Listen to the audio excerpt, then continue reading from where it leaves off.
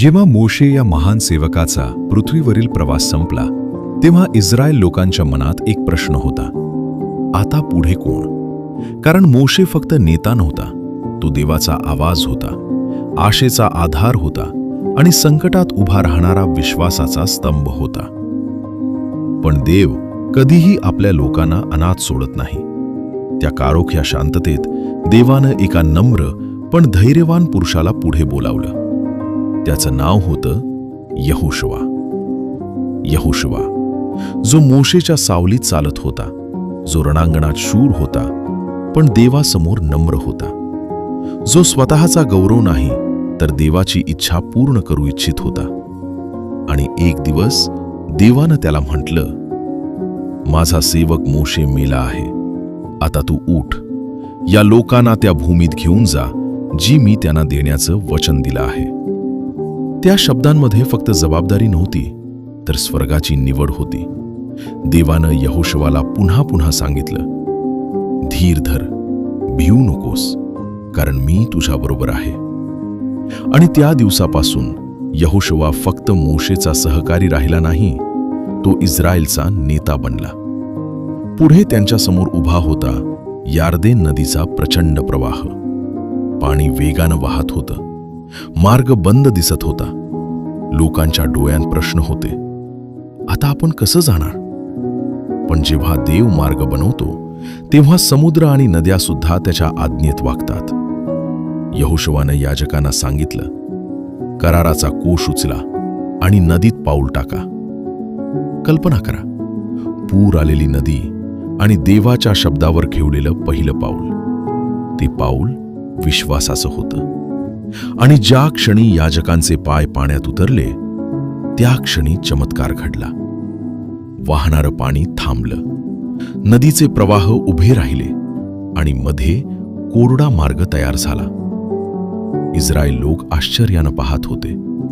लहान मुलं, वृद्ध, स्त्रिया सगळे त्या कोरड्या मार्गानं नदी पार करत होते. जसा देवानं लाल समुद्र फाडला होता, तसाच तो पुन्हा एकदा आपल्या लोकांसाठी मार्ग बनवत होता. त्या दिवशी लोकांना समजलं, जसा देव मोशे बरोबर होता, तसाच तो यहोशुवा बरोबरही आहे. यार्देन पार केल्यानंतर त्यांच्यासमोर उभं होतं एक विशाल शहर, यरीहो. मोठ्या भिंती, बलवान सैनिक, अभेद्य दरवाजे. मानवी डोळ्यांनी पाहिलं असतं तर विजय अशक्य वाटला असता. पण देवाच्या युद्धाच्या पद्धती मानवाच्या बुद्धीपेक्षा वेगळ्या असतात. यहोशुवा एकटा उभा होता, कदाचित विचार करत, रणनीती आखत. तेवढ्यात त्याला एक पुरुष दिसला, हातात उपसलेली तलवार. यहोशुवानं विचारलं, तू आमच्यातला आहेस की शत्रूंच्यातला? आणि उत्तर आलं, नाही, मी परमेश्वराच्या सैन्याचा प्रधान आहे. त्या क्षणी यहोशुवा खाली वाकला, कारण त्याला समजलं, हे युद्ध मानवाचं नाही, हे युद्ध देवाचं आहे. आणि मग देवानं त्याला एक विचित्र योजना दिली. तुम्ही शहराभोवती फेऱ्या मारा. ना तलवारींचा हल्ला, ना भिंती फोडण्याची यंत्र, फक्त चालणं. पहिल्या दिवशी संपूर्ण इस्रायल सैन्य शांतपणे चाललं. कराराचा कोश पुढे, याजक शिंग वाजवत होते आणि लोक शांत होते. यरीहोच्या भिंतीवर उभे असलेले लोक हसत होते. हे लोक वेडे झाले आहेत का? अशानं भिंती पडणार आहेत? पण विश्वास नेहमी जगाला मूर्खपणा वाटतो. दुसऱ्या दिवशीही तेच. तिसरा दिवस, चौथा, पाचवा. दररोज ते शहराभोवती एक फेरी मारायचे. ना आरडाओरडा, ना युद्ध, फक्त आज्ञाधारकता. कधी कधी देव आपल्याला असं काही करायला सांगतो जे आपल्या बुद्धीला समजत नाही.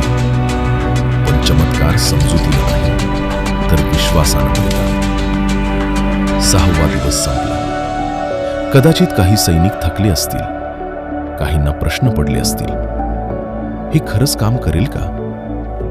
पण यहोशुवा स्थिर होता, कारण त्यानं देवाचा आवाज ऐकला होता. आणि मग आला 7वा दिवस. तो दिवस वेगळा होता. पहाटेच लोक उठले. हवेत एक गंभीर शांतता होती. आज काहीतरी घडणार होतं. देवाच्या आज्ञेप्रमाणे त्यांनी शहराभोवती एकदा नाही तर 7 वेळा फेऱ्या मारल्या. पहिली फेरी, दुसरी, तिसरी. सूर्य वर चढत होता. लोक चालत होते. याजक शिंग वाजवत होते. चौथी, पाचवी, 6वी आणि मग आली 7वी फेरी. संपूर्ण वातावरणात तणाव भरला होता. यहोशवानं लोकांकडे पाहिलं आणि जोरात म्हटलं, आता जयघोष करा, कारण परमेश्वराने हे शहर तुमच्या हाती दिलं आहे. त्या क्षणी शिंगांचा आवाज घुमला. लोकांचा जयघोष आकाशात दुमदुमला आणि अचानक यरीहोच्या विशाल भिंती हादरू लागल्या. जमीन थरथरली. लोक आश्चर्यानं पाहत होते. ज्या भिंती अशक्य वाटत होत्या त्या भिंती देवाच्या सामर्थ्यापुढे कोसळत होत्या. एका मागोमाग एक संपूर्ण तटबंदी जमीनदोस्त झाली. धुळीचे ढग हवेत उडाले आणि इस्रायल लोक शहरात प्रवेशले. तो विजय तलवारीचा नव्हता. तो विजय विश्वासाचा होता. यरीहोच्या भिंती फक्त दगडांच्या नव्हत्या. त्या भीतीच्या भिंती होत्या. अविश्वासाच्या भिंती होत्या. मानवी अशक्यतेच्या भिंती होत्या. आणि देवानं दाखवून दिलं, जेव्हा मनुष्य देवावर पूर्ण विश्वास ठेवतो तेव्हा सर्वात मोठ्या भिंती सुद्धा कोसळतात. आजही अनेक लोक त्यांच्या स्वतःच्या यरीहो समोर उभे आहेत. कुणाच्या आयुष्यात दुःखाच्या भिंती आहेत. कुणाच्या आयुष्यात अपयश, कुणाच्या मनात भीती, कुणाच्या घरात संघर्ष. पण यरीहोची कथा आपल्याला आठवण करून देते, देवासाठी काहीही अशक्य नाही. कधी-कधी उत्तर तलवारीत नसतं, तर शांत विश्वासात असतं. कधी-कधी देव भिंती लगेच पाडत नाही.